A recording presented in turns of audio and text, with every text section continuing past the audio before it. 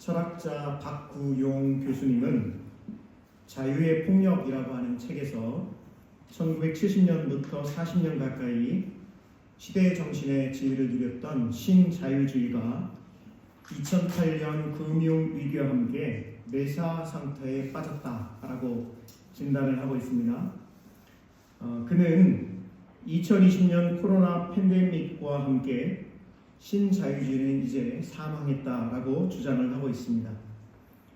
박구용 교수는 인간에 대한 자연의 약탈과 파괴, 경제적 불평등과 정치적 양극화를 야기하고 기여한 것으로 신자유주의를 자기는 지목을 하고 있다라고 주장을 합니다. 그러면서 박구용 교수는 더 큰 문제는 새로운 시대의 정신이 태어나지 않음이 더 큰 문제다, 이렇게 주장을 하고 있습니다. 그러니까 신자유주의라고 하는 것이 오랜 시간 자본주의를 비롯한 모든 시대를 이끌어가는 그런 시대의 정신이었는데요. 그런데 이제 코로나 팬데믹과 더불어 이제 신자유주의 이 사상은 이제 죽었다, 끝났다. 근데 문제는 그 시대 정신을 대체할 그런 새로운 시대 정신이 태어나지 않았다. 그것이 더 큰 문제다라고 주장을 하고 있는 것이죠. 라틴어인 렉스라고 하는 것은 이제 왕이라고 하는 뜻을 가지고 있는데요. 여기에서 만들어진 영어 중에 인터레그럼이라고 하는 말이 있습니다. 이 말을 우리말 사전에 보면 권위라고 되어 있는데요. 이 권위라고 하는 인터레그럼은 최고 지도자 부재 기간이라고 정의를 할 수가 있습니다. 이 인터레그럼, 권위이라고 하는 이 말의 뜻은 낡은 것이 죽었는데 새로운 것이 태어나지 않았다, 그런 시기다라고 하는 것이고요. 이미 죽은 것이 무덤으로 가지 않고 산 것처럼 활보하고 다니는 것, 그것을 이제 여러분들 중에서도 아마 영화를 보신 적이 있는데 좀비라고 하는 영화에 죽었는데 죽어서 무덤으로 가야 되는데요. 무덤으로 가지는 않고 마치 살아있는 것처럼 돌아다니는 그런 상태다라고 하는 것이죠. 그래서 이 자유주의가 좀비가 되어서 떠돌아다니며 부활을 찾고 있다라고 설명을 하고 있습니다. 제가 오늘 사순절 네 번째 주일을 맞이해서 여러분들에게 좀 어렵고 무거운 그런 철학 이야기를 먼저 했는데요. 사실 여러분 어떻습니까? 미국의 트럼프 대통령이 이제 두 번째 트럼프 정권 2.0이라고 이야기를 하면서 기치로 들고 나선 것이 무엇이냐면 아메리카 퍼스트라고 하는 것입니다. 이 얘기는 모든 분야에서, 모든 정책에서 미국의 이익만을 최우선으로 하겠다라고 선언을 한 것이고, 그런 정책을 지금 실행을 하고 있지요. 그래서 지금 참 많은 어려움들이 실질적으로 벌어지고 있고, 우리나라에도 이 부분에 있어서 지금 어떻게 하면 좋지? 어떻게 하면 이 위기를 벗어날 수 있지? 라고 하는 이야기들이 많이 있는 것이 사실입니다. 전 세계적으로 볼 때에도 내전과 전쟁이 끊이지 않고 있고요. 며칠 전에 있었던 미얀마의 강진으로 인해서 미얀마에서 1000km 떨어져 있는 태국 방콕의 건물들이 다 무너지는, 30층 되는 건물인가요? 그게 공사 중이었는데 지진이 있으니까요, 그냥 폭삭 무너져 내리는 그런 아찔한 일들이 벌어졌습니다. 그래서 지금 현재 태국은 국가 비상사태를 선언을 하고 있는 가운데 있지요. 세계 여러 나라를 보면 지금 가장 큰 갈등 중에 한 가지가 종교 갈등이라고 할 수가 있는데, 우리나라에도 그런 종교적인 갈등이 벌어지고 있는 상황입니다. 사실 우리나라의 현 상황을 바라보면 무엇이 선이고 무엇이 악인지 이제 그 경계가 무너져 내려버렸고요. 이제는 악한 자들도요, 절대로 자기가 악하다, 잘못했다라고 이야기를 하지 않고 자기는 선하다라고 주장하는 그런 시대를 살아가고 있는 것이 지금 이 시대입니다. 초유의 위기 가운데 저와 여러분들은 그럼에도 불구하고 우리가 예수 그리스도를 주님으로 고백하며 신앙을 가지고 살아가고 있는데, 우리 크리스찬들이 어떻게 이 어려움을 신앙으로 극복할 수 있을까를 오늘 이 시간에, 짧은 시간이지만 함께 말씀을 통해서 고민해 보고자 합니다. 여러분, 복음서에서 제가 얼마 전에도 말씀을 드렸습니다만 예수님께서요, 복음서에서 유일하게 내게 배워라 라고 하신 것이 있는데 그것이 딱 한 가지입니다. 그게 뭐냐면 온유하고 겸손한 것을 내게 배워라. 예수님이 그렇게 말씀을 하고 계십니다. 한번 따라해 주실까요? 온유와 겸손. 이것을 배우라고 예수님께서 유일하게 내게 배워라 라고 말씀하신 것이 온유하고 겸손입니다. 여러분께 한번 질문을 드려볼까요? 여러분, 온유하고 겸손한 것이 쉽습니까? 어렵습니까? 어렵습니다. 이 부분에 있어서 복음과 함께 고난을 받으라 라고 하는 책 93쪽에 이렇게 주석을 해놓고 있는데 제가 한번 읽어드릴 테니 잘 한번 들어보시길 바랍니다. 그분은 참으로 온유하셨다. 예수님에 대해서 주석을 하고 있는 거예요. 그분은 참으로 온유하셨다. 그분은 인간의 능력은 물론이고 인류 전체의 능력을 훨씬 초월하는 무거운 짐을 가볍게 지셨다. 그러나 그와 동시에 그 무거운 짐을 지시면서도 다른 이들을 위해 끊임없이 염려하고 끊임없이 돕고 끊임없이 병자를 고치고 끊임없이 고통받는 자를 찾아가며 끊임없이 절망에 빠진 이를 구원하기 위해 시간과 마음과 헌신을 아끼지 않으셨다. 그분이야말로 주님이야말로 짐을 가볍게 지신 것이 아니게 된다.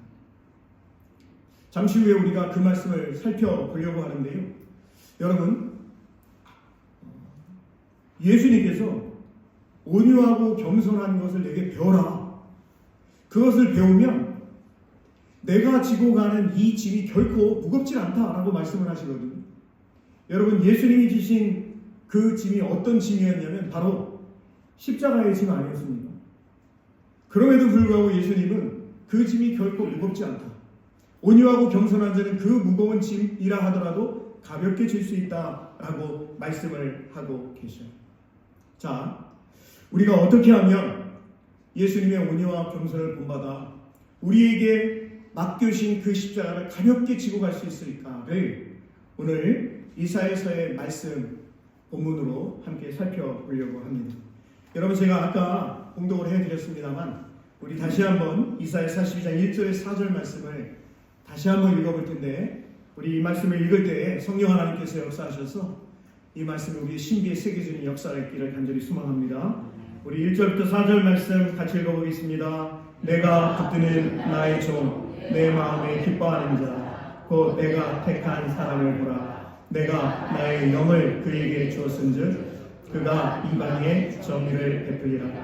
그는 외치지 아니하며 목소리를 높이지 아니하며 그 소리를 거리에 들리게 하지 아니하며 상한 갈대를 꺾지 아니하며 꺼져가는 등불을 끄지 아니하고 진실로 정의를 시행할 것이며 그는 쇠하지 아니하며 낙담하지 아니하고 세상에 정의를 세우기에 이르리니 섬들이 그 교훈을 앙망하리라. 아멘.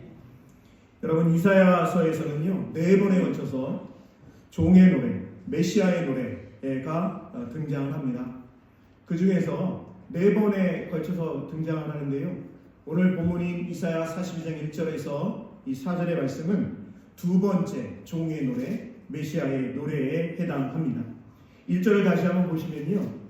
내가 붙드는 나의 종, 내 마음에 기뻐하는 자, 곧 내가 택한 사람을 보라. 내가 나의 영을 그에게 주었은즉 그가 이방의 정의를 베풀리라 라고 되어 있는데요. 질문입니다. 내가 붙드는 나의 종이 누구일까요? 내 마음에 기뻐하는 자가 누구일까요? 내가 택한 사람을 보라 라고 했는데 내가 택한 사람이 누구일까요? 내가 나의 영을 그에게 주었은즉이라고 했을 때 그에게 해당하는 사람이 누구일까요? 그가 이방의 정의를 베풀리라 라고 하셨는데 그가 이방의 정의를 베푸는 그가 누구일까요? 예, 그렇습니다. 물론 이사야서만을 놓고 본다면 아직 구체적으로 누구를 의미하는지 정확하게 볼 수는 없지만 신약성경을 함께 읽고 신약성경까지 하나님의 말씀입니다 라고 고백하는 저와 여러분들의 입장에서는 당연히 42장 1절에 기록되어 있는 나의 종, 내 마음에 기뻐하는 자, 내가 택한 사람, 내가 나의 영을 그에게 주었은즉 그가 이방의 정의를 베풀리라고 했을 때 이 사람은 바로 예수 그리스도이심을 고백할 수가 있는 것이죠. 그런데 문제는 저와 여러분이 이렇게 고백을 하지만 유대교, 이슬람교, 그 외의 신약성경을 인정하지 않는 종교학자들, 많은 기독교에 대해서 비평적으로 이야기하는 사람들은요, 이것을 인정하지 않습니다. 특별히 이것을 메시아상으로 종의 노래로 인정하는 사람들 중에서도 이 메시아는 어떤 메시아라고 생각을 하고 있을까요? 그것은 우리가 영화를 봐서 알 수 있습니다만 슈퍼맨 영화 보셨죠? 배트맨 영화 보셨죠? 그런 모든 사람들을 다 합쳐놓은 뭐라고 하더라고요. 마치 메시아에 대해서 그렇게 생각을 하고 있습니다.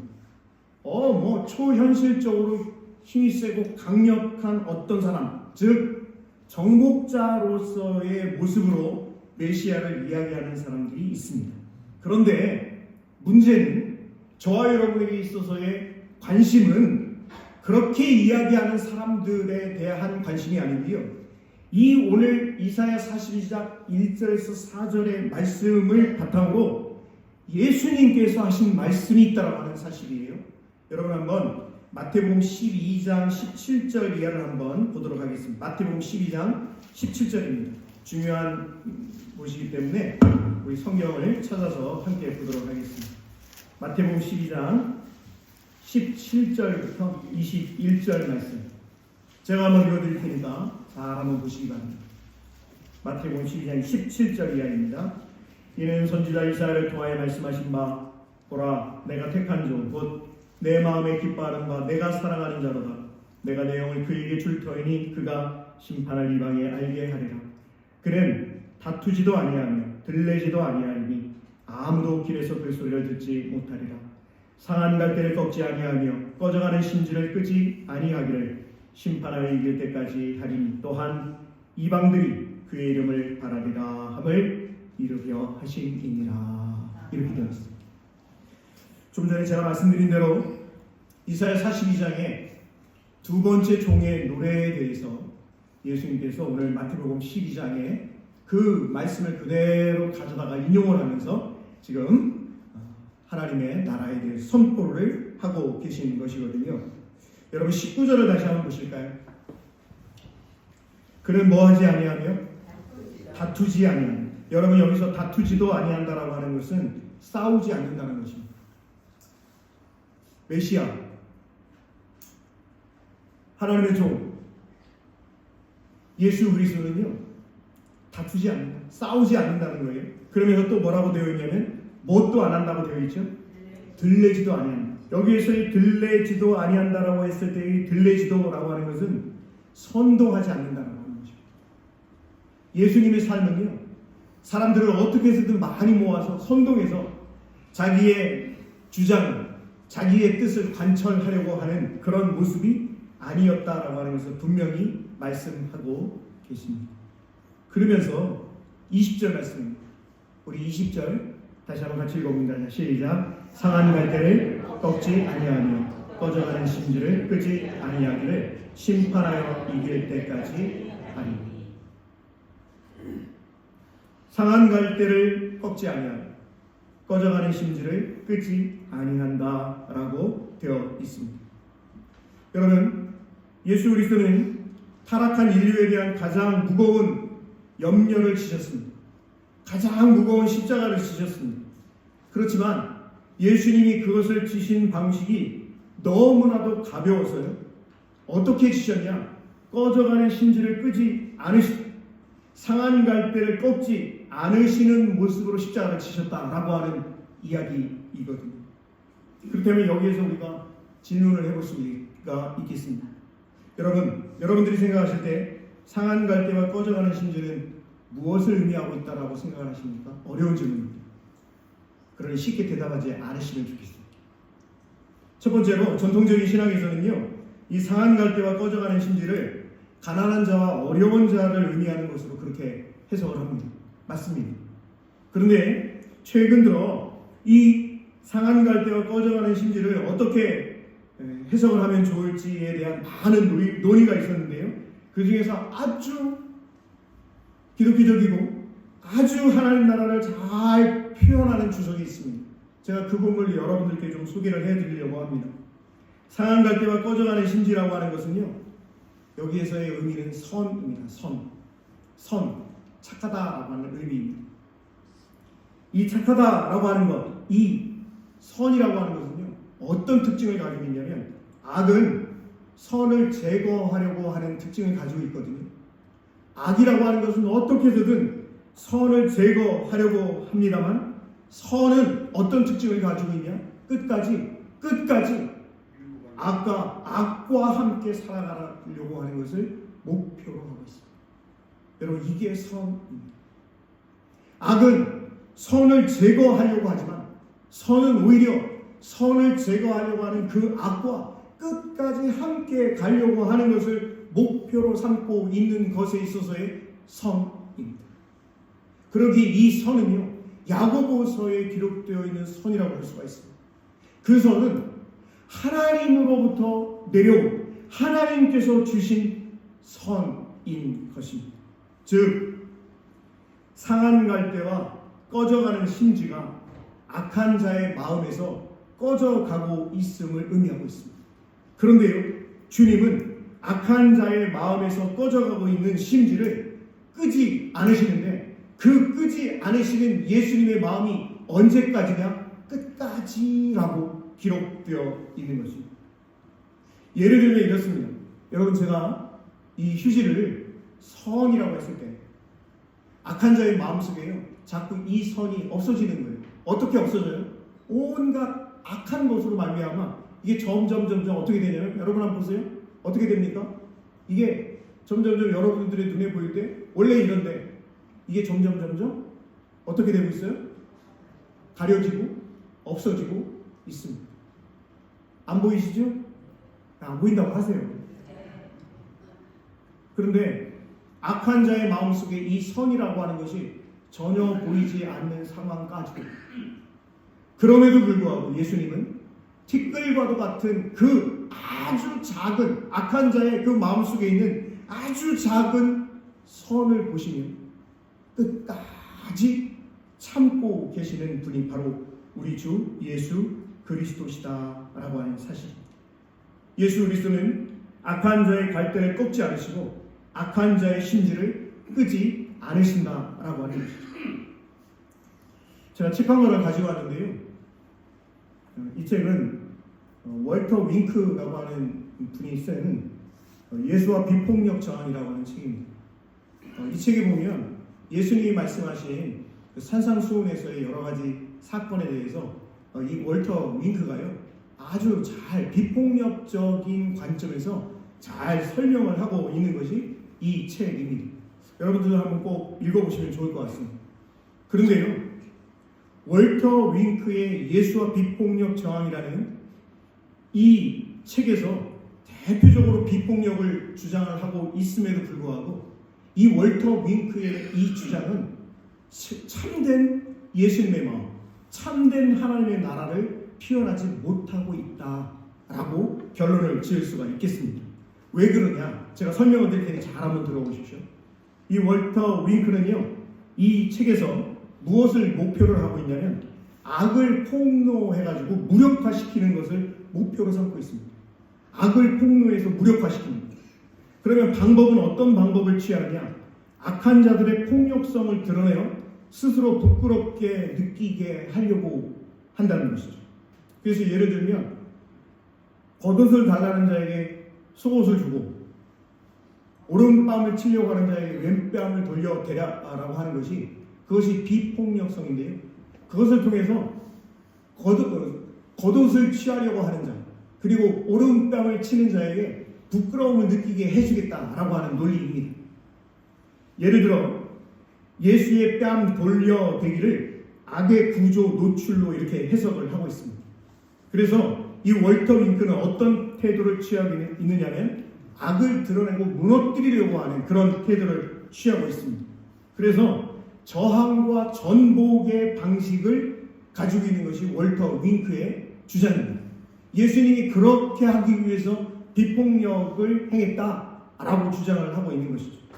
반면에 예수 그리스도께서 산상수훈을 통해서 또 복음서의 말씀을 통해서 우리에게 주고 계시는 의미는 악을 폭로해서 무력화시키려고 하는 것이 아니고요. 악 속에 있는 선을 붙들고 회복시키려고 끝까지 수고하고 분투하시는 예수님의 모습이라고 하는 겁니다. 악한 자들의 폭력성을 드러내어 스스로 부끄러움을 느끼게 하려고 하는 것이다라고 하는 월터 윙크의 주장이 아니라 오히려 예수님은 악한 자들의 짐을 감당하며 그들 속에 선한 가능성이 꺼지지 않도록 끝까지 참으시는 분이 예수 그리스도다라고 주장을 하는 것입니다. 예수님의 뺨 돌려대기를 악의 구조 노출로 해석을 하거든요. 그러니까 힘이 없는 그런 사람들이, 가난한 사람들이 꿈틀을 할 수 있는 것이 바로 겉옷을 잘라고 하는 자에게 속옷을 주고, 그리고 오른뺨을 치는 자에게 왼뺨을 돌려대는 것이다. 그렇게 하는 자들에게 부끄러움을 주기 위한 것이다 라고 이야기를 하는데 반해서 예수님은요, 뺨 돌려대기를 선한 가능성을 끝까지 기다리는 것으로 그렇게 말씀하고 계시다라고 하는 거예요. 그래서 악을 드러내고 무너뜨려야 된다, 악을 무너뜨리자 라고 주장하는 월터 윙크에 대해서 예수님은 악을 덮고 견디며 끝까지 견디며 악이 선하게 변화되도록 기다려야 된다라고 말씀을 하고 계시는 것이죠. 그래서 예수님의 사역의 모습은요, 참음과 감당과 인내라고 하는 것입니다.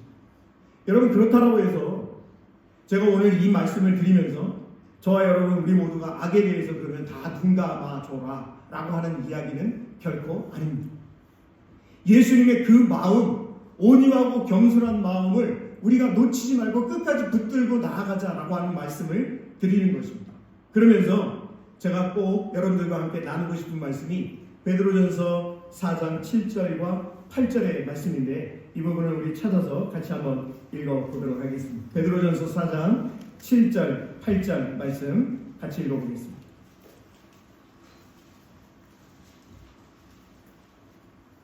예, 우리 7절, 8절 같이 읽어봅니다. 만물의 마지막이 가까이 왔으니 그러므로 너희는 정신을 차리고 근신하여 기도하라. 무엇보다 뜨겁게 서로 사랑할지니 사랑은 허다한 죄를 덮는다.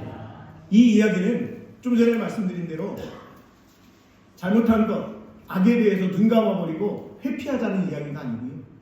악에 대해서 드러나고 심판을 하긴 하지만 그럼에도 불구하고 예수님이 끝까지 참으시고, 제가 좀 전에 말씀드린 대로 이 선한 것이 악한 자의 마음속에 있는 이 선이 다 가려져 버릴지라도 끝까지 피끌 만한 그 가능성을 보고 기다리신 그 예수님의 마음을 우리가 소유하자라고 하는 말씀입니다.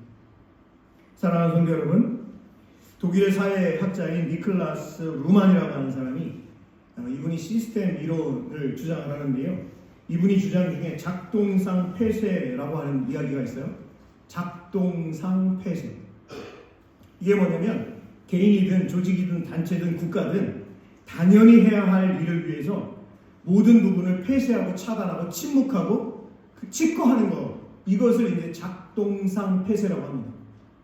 여러분 한번 생각해 보세요. 여러분들, 저와 여러분이 개인적으로 꼭 해야 할 일이 있잖아요. 꼭 해야 할 일. 그 일을 하기 위해서 어떻습니까? 집중해야 되잖아요. 집중하려면 외부적인 것을 어떻게 해야 되죠? 차단을 해야 됩니다. 왜? 집중해야 되니까. 이 일을 꼭 해야 되니까. 단체도 마찬가지이고 국가도 마찬가지다라고 하는 것이죠. 그 얘기를 니클라스 루만이라고 하는 사회학자가 이야기를 한 거예요. 이 분의 글을 읽으면서 제가 그런 생각을 했어요. 우리가 인생을 살아가면서도 내가 해야 할 일을 위해서 작동상 폐쇄를 해야 할 필요가 있는데, 우리가 크리스찬이라고 한다면, 우리가 예수님을 주님으로 고백한다고 한다면, 우리도 그러면 영적인 어떤 부분에 있어서는 작동상 폐쇄를 해야 할 부분이 있지 않을까? 라고 생각을 하게 되었습니다. 그리고 그것이 꼭 필요한 부분이 있겠다라고 생각을 하는 것이죠. 그것이 제가 오늘 말씀을 전하면서 여러분들에게 예수님께서 우리에게 유일하게 배워라 라고 말씀하신 것이 그것이 뭐를 배우라고 말씀하셨다고 했죠? 온유와 겸손이라고 말씀하셨습니다. 그래서 마태복음 11장 28절 29절에 보면 뭐라고 되어 있냐면 수고하고 무거운 짐진 자들아 다 내게로 오라 내가 너희를 쉬게 하리라. 나는 마음이 뭐하다고요? 온유하고 겸손하니 나의 멍에를 메고 예수님의 멍에를 메고 예수님이 지신 십자가를 지고 나를 따르라 라고 말씀하시면 내게 배워라 라고 말씀하고 계신 거예요. 예수님이 저와 여러분에게 유일하게 이건 꼭 배워 나에게 꼭 배워야 돼. 그러지 않으면 너희들이 지고 갈 그 십자가 너희들이 담당해야 할 그 영적인 사명이 무거워서 감당할 수 없다고 하는 것이죠. 그런데 여러분 온유하고 겸손한 것을 우리가 배우고 싶어요? 배우고 싶지 않아요? 큰 소리로 얘기 좀 하세요. 배우고 싶으세요? 배우고 싶지 않으세요? 배우고 싶어요. 저도 좀 배우고 싶어요. 저도 좀 더 온유하고 겸손했으면 좋겠어요. 저도 좀 예수님께 칭찬받고 싶은 그런 인생을 살아가고 싶어요. 하나님 앞에 섰을 때 참 온유하고 겸손하게 그래 잘했어 라고 그런 칭찬을 받고 싶단 말이지요. 그런데 우리가 질문이에요. 어떻게 예수님의 온유와 겸손을 배울 수 있을까요? 어디를 가면 배울 수 있을까요? 누구를 찾아가면 배울 수 있을까요? 어떻게 하면 예수님의 온유와 겸손을 배울 수 있을까요? 그래요. 예수님의 온유와 겸손은 한번 따라해 주세요. 말씀을 통해 배울 수 있습니다.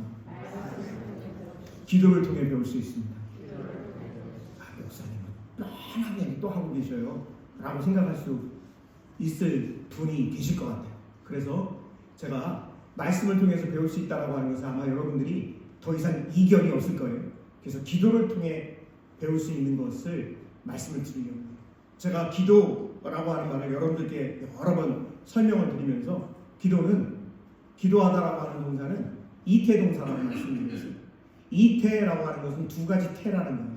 우리가 알고 있는 태는 능동태와 수동태만 알고 있거든요. 그런데 헬라어 성경에 나와 있는 기도하다라고 하는 동사는요, 이태 동사예요. 능동과 수동을 다 가지고 있어요. 기도를 우리가 누구한테 하는 거예요? 하나님께 하잖아요. 그것은 능동의 기도예요.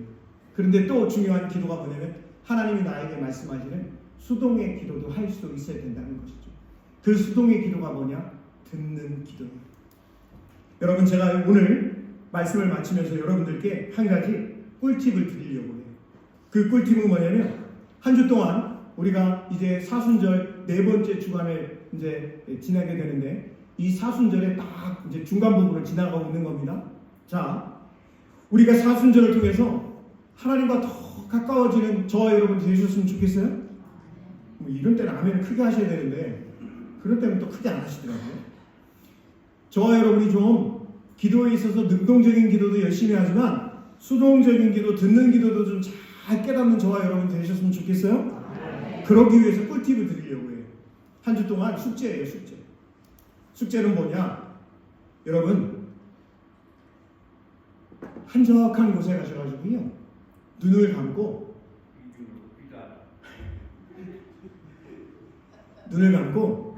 새 소리를 한번 들어보세요. 참 신기하게 제가 해봤는데요, 눈을 뜨면 새 소리가 잘 안 들리더라고요. 눈을 감고 멈춰 서면요 새의 소리가 들리는데 가까이에 있는 새의 소리도 들릴 뿐만 아니라 아주 멀리 있는 새의 소리도 굉장히 분명하게 들립니다.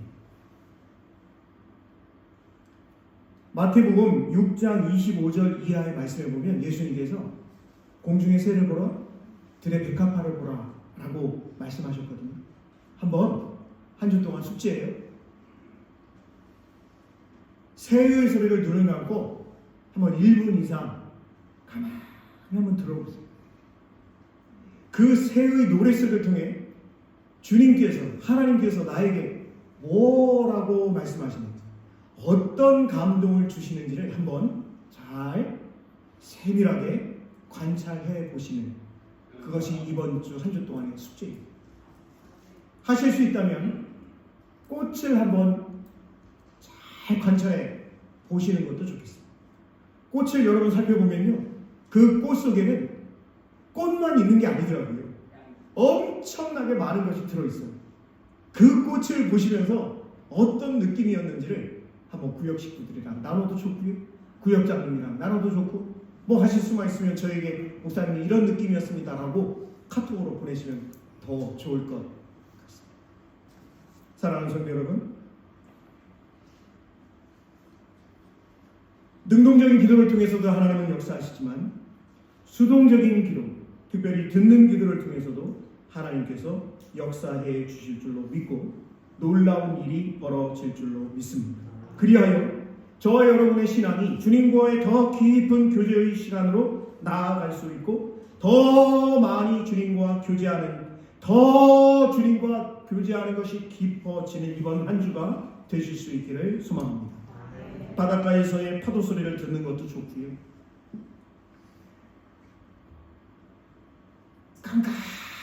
깜깜한 밤하늘에 떠있는 별을 보는 것도 하나님의 음성을 듣는 아주 귀한 도구가 될 수 있을 것입니다. 혼자 있을 때 눈을 감고 침묵으로 기도하는 것도 주님을 만나는 지름길이 될 것입니다. 새소리, 바람소리, 파도소리, 꽃의 생김새, 밤하늘에 반짝이는 별을 통해서 이 모든 것이 주님의 음성으로 들릴 수 있기를 소망합니다. 그리하여 이사야를 통해 모든 섬들이 그 교훈을 앙망하리라 라고 말씀하시는 것처럼 오늘 예배하는 저와 여러분이 주님의 말씀을 통해, 기도를 통해 주님을 앙망하며 살아갈 수 있기를 예수 그리스도의 이름으로 축복합니다. 기도하겠습니다.